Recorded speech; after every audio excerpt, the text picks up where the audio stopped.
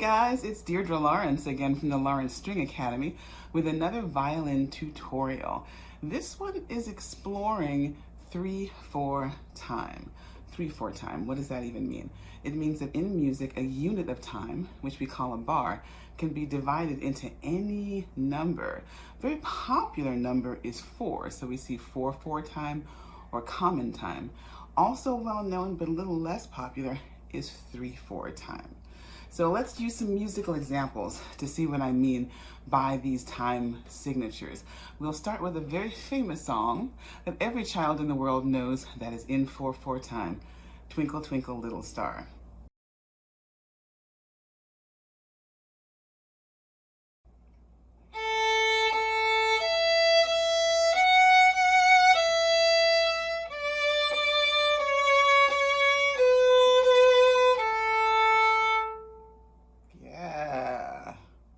Now here's a patriotic song that we all know that is in 3/4 time. See if you can feel the kind of circular groove of 3/4 time. You ready? My Country 'Tis of Thee.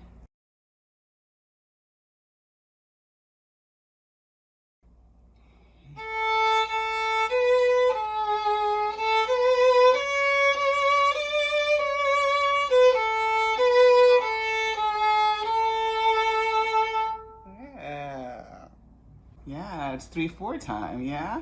I bet you didn't even know that, and now you do. Now let's see how this applies to the violin. We're gonna continue using Sossman's House, Early Start on the Violin, Book 1, and we're using a song called Pit a Pat Rain to get to know 3/4 time. As always, I'm gonna put my bow down, and we start just with pizzicato to get those fingers secure. Second finger ready, and here we go. 1, 2, 3. 1,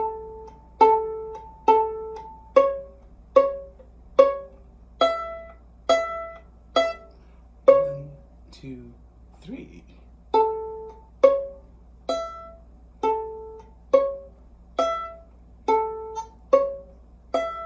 1, 2, 3. 1, 2, 3.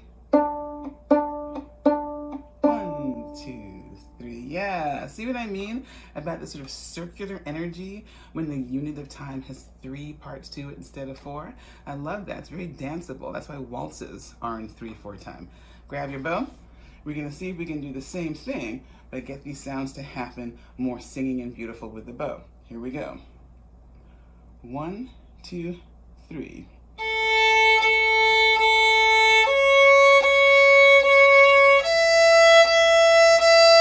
1, 2, 3.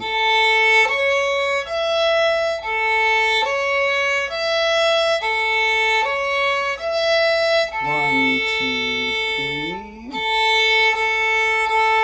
1, 2, 3.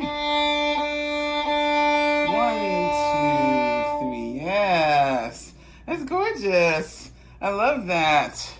You guys are so talented. You know how this works, right? You come back and you do this at least 2 or 3 more times every day, and before you know it, you will have mastered 3/4 time. You will have mastered the use of second finger, which this piece uses. You will have mastered your string crossings, which this piece uses, and you will have mastered the violin. I look forward to seeing you next time.